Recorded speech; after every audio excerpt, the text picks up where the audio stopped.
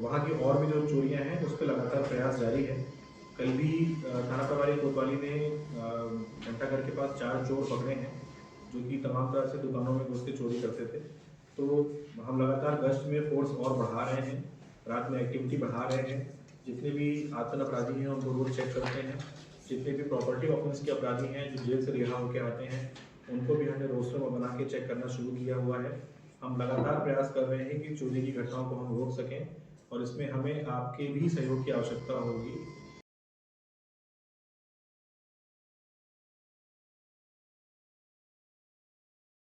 कि कभी भी इस प्रकार से आप अगर घर खाली छोड़ के जाते हैं तो ज़रूर अपने लोकल थाने में इंफॉर्मेशन दे के जाएँ, और घर में अधिक मात्रा में ज्वेलरी और कैश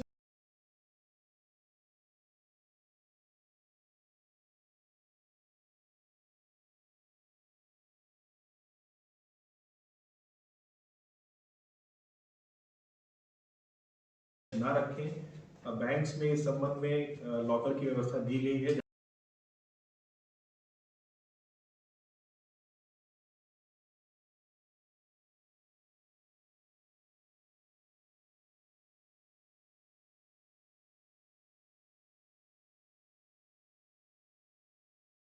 यहाँ पर आप उसको रख सकते हैं, और जब भी आप कभी इस प्रकार के किसी व्यक्ति को घर के आसपास अनायास ही ऐसे टहलते हुए देखें या किसी व्यक्ति का यदि इसको करने जा रही है, तो मुझे लगता है कि इस माह के अंत से ये व्यवस्था लागू हो जाएगी, और इससे फिर जो आवारा कुत्तों के कारण जो काटने की घटनाएं होती हैं, दुर्घटनाएं होती हैं, उससे लोगों को निजात मिलेगी।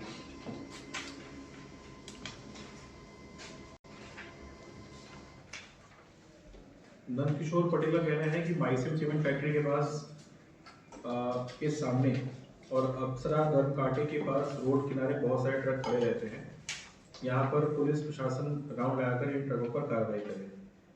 नंदकिशोर जी, इस विषय में लगातार माइसिम का जो प्लांट है उससे हमारा कम्युनिकेशन और पत्राचार हो चुका है। उसमें 2 विषय हैं। एक, वहाँ पर अवैध रूप से जो भी बिना सड़क सुरक्षा के नियमों का पालन किए ट्रक खड़े रहते हैं, उन पर चालानी कार्रवाई हम लगातार कर रहे हैं। इसके बाद बहुत सारे ट्रक ऐसे होते हैं जो कि वहाँ पर सामान लोड या अनलोड करने के लिए अपनी बारी का वेट कर रहे होते हैं, तो उनके पास बाहर और कोई स्थान नहीं है रोड के बगल जो साइड में जगह खाली है उनको खड़ा करने के अलावा।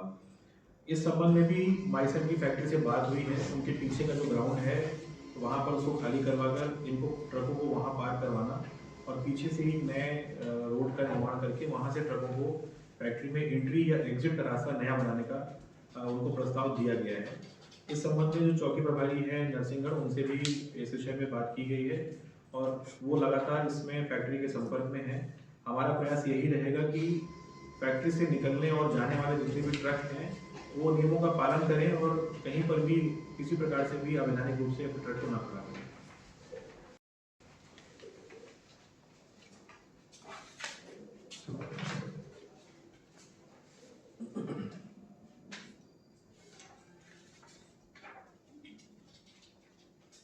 ये खबर पर नजर ने बताया है कि बढ़ियागढ़ में शराब अवैध रूप से शराब बिक रही है, जिसमें आंजनी, आगारा, गुराटा, गड़ोला खांडे, खिरिया, बसिया, बकायन, लुकायन, सकतपुर, घनश्यामपुरा और भूगस में अवैध शराब बिक रही है। तो और इसमें आगे बता रहे हैं कि यहाँ पर गांजा भी बड़ी मात्रा में बिक रहा है। तो ये पॉइंट्स हमने नोट कर लिए हैं। इन सभी गांवों में जल्दी ही हम रेड करवा कर जहाँ पर भी अवैध शराब बिक रही है उन पर कार्रवाई करेंगे। और जो हेल्पलाइन का नंबर है, हमने भी कंट्रोल रूम का नंबर आप सबके पास पब्लिकली अवेलेबल करा रखा है। आप इसमें कौन लोग शामिल हैं और गांजा बेचने में कौन लोग शामिल हैं, उनके नाम हमसे साझा कर सकते हैं। आपका नाम गोपनीय रखा जाएगा, और आप हमसे नाम शेयर करते हैं तो हम तुरंत कार्रवाई करेंगे। इसके अलावा दिनेश अहिरवाल का कहना है कि नोटा में चोरी की प्रॉब्लम है जिस पर कार्रवाई नहीं हो रही है। दिनेश जी, मैंने चोरी के विषय में आप सबको अभी जो हमारा पक्ष था वो रखा है कि लगातार हम सभी जगह पर गश्त कर रहे हैं। जितने भी आतंक अपराधी हैं, प्रॉपर्टी ऑफेंस के रिपीट ऑफेंडर्स हैं, हैबिचुअल ऑफेंडर्स हैं, उनको भी हम लगातार चेक कर रहे हैं कि वो रात में अपने घर पे हैं कि नहीं है। लेकिन इसके साथ मैं एक बात और बोलना चाहूँगा कि इसमें हमारी लिमिटेशंस भी हैं कि पुलिस 24/7 और ख़ास तौर से रात में सभी जगहों पर एक साथ रेड या गश्त नहीं कर सकती है। तो ऐसी स्थिति में जैसा कि मैंने बोला कि जो रहवासी हैं उनकी एक जिम्मेदारी बनती है कि अगर वो घर खाली करके जा रहे हैं तो ज़रूर थाने में ये इंफॉर्मेशन दे दें या अपने आस पड़ोस के लोगों को बता के जाएं। और इसके साथ साथ मैं एक पॉइंट और जोड़ना चाहूँगा कि यदि आप सक्षम हैं फाइनेंशियल रूप से ये रिस्पॉन्सिबिलिटी बेयर कर सकते हैं तो ज़रूर अपने घर के बाहर एक सीसीटीवी कैमरा लगाएं। और आमतौर पर कैमरे लगे होने पर घर में चोरी की संभावनाएं कम हो जाती हैं। और अगर गली मोहल्ले में लोग जन सहयोग से आपस में सहयोग से जो उनके मुख्य एंट्री पॉइंट्स हैं कॉलोनीज के या मोहल्ले के, अगर वहाँ पर ऊंचाई पर कोई कैमरा लगा दें तो उससे भी वहाँ पर जो है इस प्रकार के लोगों का आना जाना आवागमन कम हो जाता है।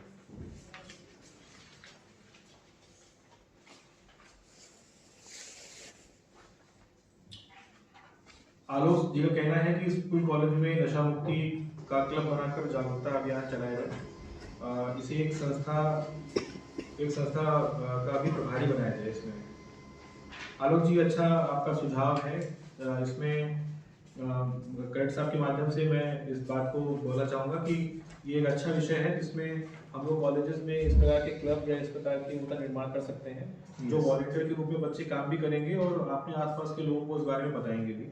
तो इसको हम लोग इस चीज़ को हम लोग टेकअप कर रहे हैं, इस विषय में और डिस्कशन करके इसको कैसे फॉर्मलाइज करना है उस पर बात की जाएगी। बिल्कुल।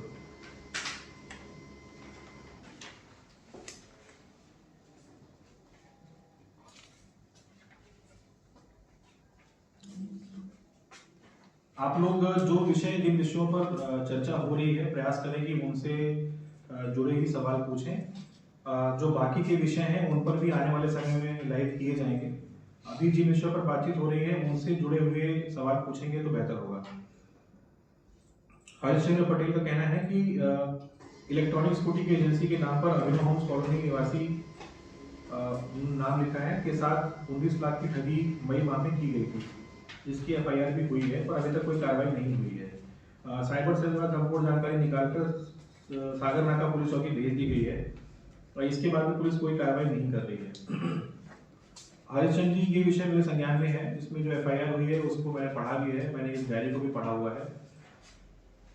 जिन अकाउंट्स में पैसे गए थे उन अकाउंट्स की इंफॉर्मेशन कुछ अकाउंट्स की इंफॉर्मेशन अभी तक हमें उपलब्ध नहीं हुई है। लगातार बैंक के नोडल्स को हमने मेल कर रखे हैं पर सभी अकाउंट्स की इंफॉर्मेशन हमारे पास उपलब्ध नहीं हो पाई है। आमतौर पर मैं जैसा आपको बताना चाहूँगा कि आमतौर पे पैसा जो फ्रॉड का पैसा एक अकाउंट में जाता है वो आप नीचे बहुत सारे सैकड़ों अकाउंट में पैसा ट्रांसफर होके और एटीएम से पैसा तो कैश निकाल लिया जाता है या फिर क्रिप्टो करेंसी के रूप में कन्वर्ट करके देश के बाहर चला जाता है। जिस केस के बारे में आप जिस विषय में चर्चा करना चाह रहे हैं इस विषय में अभी तक पूरी इंफॉर्मेशन हमें बैंक की ओर से उपलब्ध नहीं हुई है। जिन नंबर्स को यूज करके कॉल किया गया था, जिन नंबर्स के थ्रू इंफॉर्मेशन शेयर की गई थी, उन नंबर पर जिन लोगों के नाम दर्ज हैं वो लोग इस फ्रॉड में शामिल नहीं हैं। ये इनके डॉक्यूमेंट्स को यूज करके नंबर लिए गए थे। हमारी टीम इस विषय में 2 बार मध्य प्रदेश के बाहर भी जा चुकी है। हमारा प्रयास अभी भी जारी है, हम प्रयास कर रहे हैं कि इसमें जो पैसा गया है उसको हम रिकवर कर पाएँ, लेकिन अभी इतनी सफलता नहीं मिली है। इसके साथ साइबर से जुड़ी हुई एक इन्फॉर्मेशन मैं और देना चाहूँगा कि आप सब जो सुन रहे हैं अगर किसी के साथ कोई इस प्रकार का फ्रॉड होता है तो पुलिस को और 1930 को सूचित करने में देर न करें। तत्काल ही अपने अकाउंट की और जिन फोन नंबर से आपके पास फोन आया है उनकी जानकारी एनसीआरपी पे दे दें या 1930 को उपलब्ध करा दें ताकि उन अकाउंट की इंफॉर्मेशन हम तक पहुंच पाए और उनको हम लोग ड्यू टाइम में ब्लॉक करवा पाए।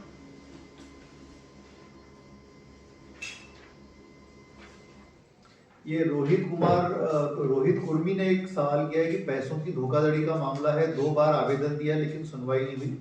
तो मेरा निवेदन आपसे ये है कि एसपी साहब जो है हर मंगलवार को की जन सुनवाई भी होती है और अदरवाइज भी आप किसी भी दिन आकर के अपना पूरा केस डिटेल उनको बता सकते हैं। जब आप केस डिटेल बताएंगे तो फिर आगे की कार्रवाई इसमें की जा सकेगी। आमतौर पर साइबर के जो क्राइम होते हैं उसमें जो एक चीज देखने में आती है कि फरियादी जो है वो क्राइम को रिपोर्ट करने में 24 घंटे से अधिक का समय ले लेता है। उस 24 घंटे में जो पैसा ट्रांसफर हुआ होता है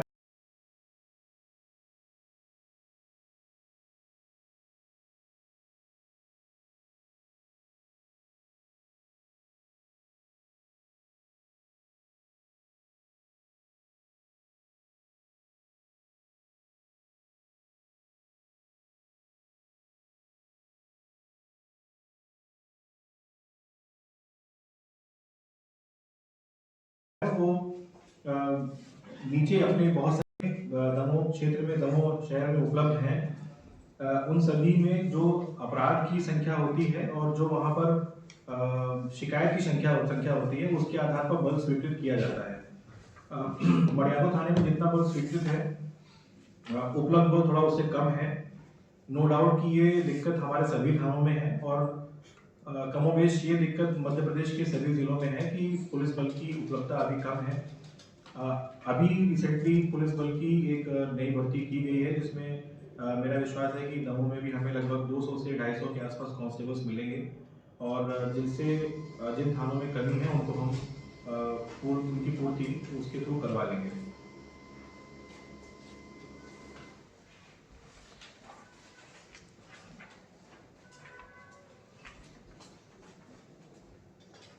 शैलेंद्र कुमार का कहना है कि kindly ensure 100 dial availability on highways at night. Overall 100 dial stay nearest thana at night is not good. If any possibility, kindly provide CCTV on 3-way, 4-way on highway like Tejwal Freeway, Abhana, Tendukheda, Taradehi. This CCTV will also prove to be effective for theft and accidents. Shailesh ji, इसमें dial 100 के जो nodal points बनाए गए हैं वो हर थाना क्षेत्र के अलग अलग हैं और वो इस प्रकार से चुने गए हैं कि जितने भी गांव उस थाना क्षेत्र के उनकी दूरी हो, उनकी डिस्टेंस वहां से लगभग सेम होनी चाहिए। हाईवे पर डायल 100 की अवेलेबिलिटी के लिए अभी हमारे पास रिसोर्सेज उपलब्ध नहीं कराए गए हैं, लेकिन ये आपका अच्छा एक सुझाव है जिसमें हाईवे पेट्रोलिंग के लिए वाहन की उपलब्धता की बात की जाएगी। सीसीटीवी की बात जहाँ तक है, इसमें भी हमने पुलिस हेडक्वार्टर से पत्राचार कर रखा है। उसमें वरिष्ठ अधिकारियों का हमें सहयोग भी प्राप्त हो रहा है, जिसमें दमोह जिले में और सीसीटीवी जो हैं वो लगाए जाएंगे। हाई क्वालिटी सीसीटीवी होंगे जो कि हमारे कंट्रोल रूम से जुड़े हुए होंगे। आपका सुझाव जो है वो बहुत अच्छा है, इसको हमने नोट कर लिया और इसको जरूर आगे तक पहुंचाएंगे।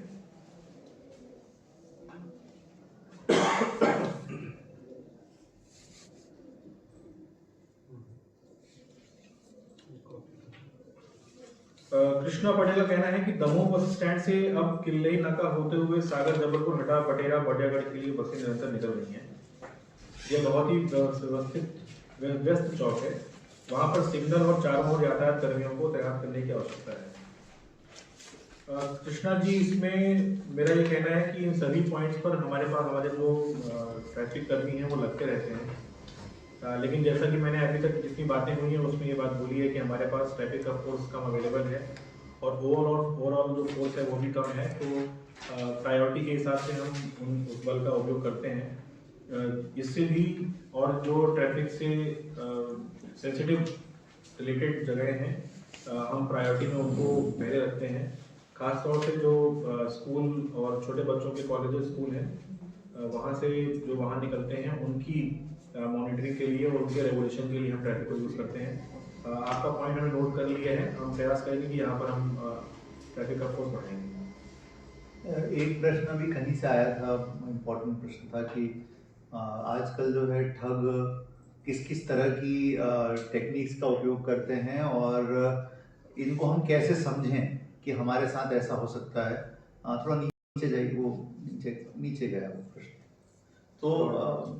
तो ये हाँ, तो इससे कैसे किया जाए, ये थोड़ा सा आप एक बार इस पर प्रकाश डाल दें, क्योंकि इसमें कई बार ऐसा देखने में आया है कि अच्छे लोग जो हैं, पढ़े लिखे लोग हैं सब, कई लोग ऐसे अभी मामले आए जिसमें कि कोई कॉलेज में प्रोफेसर है, पढ़ाते हैं, लेकिन अच्छे पदों पे पदस्थ हैं, लेकिन वो भी उस समय जब ये घटना होती है उस समय मनोवैज्ञानिक रूप से थोड़ा सा व्यक्ति जो है कमजोर पड़ जाता है, तो इसको कैसे डील करना चाहिए, थोड़ा आप इसके बारे में जरूर सभी को बताएं।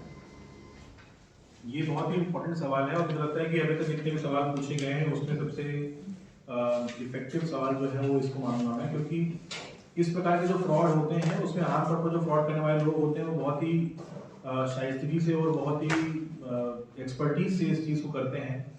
तो मेरा ये मानना है कि सबसे पहले तो संचार साथी जो वेबसाइट है भारत सरकार की, आप उस पर जाएं। उसमें जितने भी तरह के फ्रॉड अभी आज की डेट में हो रहे हैं जो रैम्पेंट हैं उसके बारे में इंफॉर्मेशन दी हुई है। उसके अलावा जो हमारे जितने भी दैनिक अखबार हैं उन सभी अखबारों में रोज कोई ना कोई सेक्शन जो है वो साइबर क्राइम से जुड़ा हुआ इंफॉर्मेटिव सेक्शन जो है वो छपता है, जिसमें आपको उस फ्रॉड के बारे में बताया जाता है। तीसरी बात, जब भी कोई इस प्रकार की इंफॉर्मेशन हमारे पास आती है तो आमतौर पर मैंने लोगों का जो रिएक्शन खुद के अपने घर में भी देखा है कि लोगों का रिएक्शन होता है कि ये तो मेरे साथ नहीं हो सकता, ये किसी और व्यक्ति के साथ होगा तो देखा जाएगा, मेरे साथ तो इस प्रकार घटना नहीं हुई है ना होगी। इस प्रकार से इसको ना सोचें। आपके आसपास बहुत सारे लोग जो हैं वो इससे जो है उनके साथ फ्रॉड हो रहे हैं, क्राइम हो रहे हैं। तो किसी भी उसमें दो तीन बातें मैं बताना चाहूँगा कि किसी भी अननोन नंबर की कॉल एक्सेप्ट ना करें, खास तौर से वीडियो कॉल। अननोन नंबर की व्हाट्सएप कॉल को भी एक्सेप्ट ना करें। अगर आप एक्सेप्ट कर भी रहे हैं तो किसी प्रकार का कोई फाइनेंशियल ट्रांजैक्शन उसके कॉल के थ्रू ना करें। आपका जो भी financial information, credentials, account number, जो भी डिटेल्स हैं उसको किसी भी व्यक्ति के साथ व्हाट्सएप से या किसी और मैसेजिंग सर्विसेज के थ्रू शेयर ना करें। किसी भी अननोन पर्सन से फोन पर बात करते हुए पैसे के ट्रांसफर की बातें ना करें। आप अगर यूपीआई यूज करते हैं तो उसमें जो आपका पिन है वो थोड़ा सा कॉम्प्लेक्स होना चाहिए। सिंपल पिन्स को यूज ना करें। आप जिन अकाउंट से पैसे का ट्रांसफर करते हैं प्रयास करें कि एक सेकेंडरी अकाउंट रखें जिसमें कम संख्या में, कम मात्रा में पैसे हों। जो आपका प्राइमरी अकाउंट है जिसमें सैलरी आती है या आपकी सेविंग्स हैं, उस अकाउंट से ट्रांजेक्शन ना करें। आपका जो भी सोशल मीडिया अकाउंट है उस पर किसी प्रकार की लोकेशन, किसी प्रकार की सेंसिटिव इंफॉर्मेशन शेयर ना करें। आपके परिवार के जो लोग हैं जो आपके साथ आपके अकाउंट्स को शेयर करते हैं उनको भी इस विषय में बताएं कि आपकी जो फाइनेंशियल इंफॉर्मेशन है वो किसी व्यक्ति के साथ शेयर ना की जाए। इस प्रकार की कुछ जो गाइडलाइंस है उसका हम पालन करें तो मुझे लगता है कि हम काफी हद तक इन साइबर फ्रॉड से बच सकते हैं। एक प्रश्न और इसी के साथ आया था बीच में, यदि मान लीजिए मैंने किसी लिंक को गलती से क्लिक कर दिया और फाइल भी डाउनलोड कर दी, अब ऐसी स्थिति में डैमेज कंट्रोल कैसे किया जाए, यदि इस पर कुछ आप प्रकाश डाल सकें तो। जी बिल्कुल, ये आजकल एक नया फ्रॉड चला है जिसमें व्हाट्सएप और बाकी ईमेल के माध्यम से एंड्रॉयड में एपीके फाइल्स जो उसकी इंस्टॉलेशन फाइल्स होती हैं या अन्य प्रकार के जो स्पैम वाले ऐप्स होते हैं वो डाउनलोड किए जाते हैं। तो ऐसी स्थिति में सबसे पहले तो जो आपको प्रिवेंटिवली करना है वो ये करना है कि उस ऐप को तुरंत डिलीट कर दें। सेकेंडली, जितने भी आपके उस मोबाइल में बैंकिंग वाले या फिर फाइनेंशियल ट्रांजेक्शन्स के अकाउंट है या एप्स हैं उनको डिलीट कर दें। उसके बाद जो भी आपके उसमें सेंसिटिव इंफॉर्मेशन हैं, फोटोज हैं, वीडियोज हैं या और भी कोई मीडिया है उसको तुरंत ही खाली कर लें, अपने कंप्यूटर में खाली कर लें या अगर आप उसको क्लाउड में सेव करते हैं तो वहाँ सेव करके रखें। और इसके साथ साथ प्रयास ये करें कि इस प्रकार की कोई भी इंफॉर्मेशन आप अपने मोबाइल में ना रखें जिसको अगर कोई हैक करे तो आपके खिलाफ यूज कर सके। एक प्रश्न अच्छा आया था इसमें, एक लास्ट प्रश्न हम ले लेते हैं, हमारा समय समाप्त हो रहा है। हाँ, ये वाला शरद गर्ग। शरद पूछ रहे हैं कि साइबर क्राइम से संबंधित अपराधियों के मोबाइल नंबर को ट्रेस करके तथा फोन पे, पेटीएम के माध्यम से राशि लेने के बाद भी इन पर कम कार्रवाई देखने को मिलती है। शरद, आपका जो सवाल है इसका जवाब जो है मैं देना चाहूंगा कि नंबर ट्रेस करने के बाद भी लगभग 90% काम जो होता है वो अधूरा होता है। जितने भी ये फोन नंबर, बैंक अकाउंट्स होते हैं वो फर्जी होते हैं, वो म्यूल अकाउंट्स होते हैं, वो जिस व्यक्ति के नाम पर होते हैं उनको यूज करने वाला व्यक्ति कोई और होता है। जब तक हम तक ये केस या ये इंफॉर्मेशन उपलब्ध होती है और हम केस रजिस्टर करके टीम को रवाना करके मौके पर टीम को भेजते हैं, और आमतौर पर जितने भी क्राइम सीन होते हैं वो मध्य प्रदेश के बाहर के होते हैं जिसमें राजस्थान, पश्चिम बंगाल, तेलंगाना, हैदराबाद, इन लोकेशंस पे क्राइम हो रहे होते हैं। जब तक ये टीमें वहां तक पहुंचती हैं तब तक वो व्यक्ति वहां से जा चुका होता है जो उसको यूज करता हुआ होता है। और जो भी पैसे ट्रांसफर हो रहे होते हैं या हो चुके होते हैं वो कैश आउट हो चुके होते हैं। तो जैसा कि मैंने बोला कि इसमें पुलिस की टाइमिंग की लिमिटेशंस हैं, साथ में जो आवेदक है उसको भी टाइम पर रिपोर्ट करना चाहिए। और हमारा प्रयास ये होता है कि अगर 24 आवर्स के अंदर हमारे पास इन्फॉर्मेशन आ रही है तो उन सभी अकाउंट को होल्ड करवा के जो पैसे उसमें ट्रांसफर हुए हैं उनको हम वापस कराने का प्रयास करते हैं। इस लिमिटेशन के बावजूद जो इसके बाद के हमारे पास केसेस आते हैं उस पर हमारा प्रयास ये रहता है कि अधिक से अधिक पैसे को हम वापस करा पाएं और अपराधियों को पकड़ पाएं। एक ये क्वेश्चन योगेश अहिरवार जी ने किया है कि सर अगर एंड्रॉइड सिस्टम का लेटेस्ट अपडेट है तो हमारा फोन सेफ रहेगा या नहीं? योगेश जी, एंड्रॉइड सिस्टम में लगातार वो सिक्योरिटी अपडेट्स को और पैचेस को बढ़ा रहे हैं, लेकिन जो इन्फॉर्मेशन हम खुद शेयर करते हैं लोगों से, जिसमें आपके बैंक अकाउंट की डिटेल्स होती हैं या आपके OTPs होते हैं या आपके कोई और सेंसिटिव इन्फॉर्मेशन होती है, तो उससे एंड्रॉइड फ़ोन के वर्जन से कोई रिलेशन नहीं है। जितना कि मैंने अभी तक बातें बोली हैं उसमें मेरा जो क्रक्स है, जो उसका मुख्य बिंदु है, वो यही है कि फाइनेंशियल ट्रांजैक्शन के लिए अपना फ़ोन आपका जो है उसको आप एक सेकेंडरी अकाउंट रखें, किसी भी अनजान व्यक्ति से पैसे का लेन देन ना करें, और जितने भी फ्रॉड आज की डेट में हो रहे हैं स्वयं अपने स्तर पर प्रयास करें कि आप उसके विषय में जानकारी उपलब्ध करें, उनके बारे में पढ़ें और अपने आसपास के लोगों को बताएं। तो आज का हमारा समय समाप्त हो रहा है, तो इसलिए हम आपसे विदा लेते हैं। आप सब इससे जुड़े और आप लोगों ने इतनी बड़ी संख्या में प्रश्न पूछे। मैं और एसपी साहब आपके आभारी हैं, और मैं एसपी साहब का विशेष रूप से धन्यवाद करूंगा कि आज उन्होंने इन तीनों महत्वपूर्ण विषयों पर, जो कि सड़क सुरक्षा, नशा मुक्ति और साइबर अपराध है, जो कि डिजिटल अरेस्ट जो कि अब आज के डेट में चल रहा है, इन तीनों विषयों पर आपको उन्होंने आपके प्रश्नों का जवाब दिया और गाइडलाइंस आपसे शेयर की। और हम लोग मिल करके आगे आने वाले समय में भी ऐसे ही विषयों के ऊपर, जो कि जनहितकारी विषय हैं, उन पर हम आपके सामने रूबरू होंगे आप लोगों से, और प्रयास करेंगे कि जितना अधिक से अधिक समस्याओं का निराकरण हो सके हम करेंगे। इन तीनों विषयों के अलावा भी आपके बहुत सारे सुझाव हम लोगों को मिले हैं, वो सारे सुझावों को हमने प्रिंट निकलवा लिया है उसका, और एक एक पर हम लोग अब काम करेंगे, और जो महत्वपूर्ण सुझाव है आपके उनका अमल कराने का हमारा पूरा प्रयास रहेगा।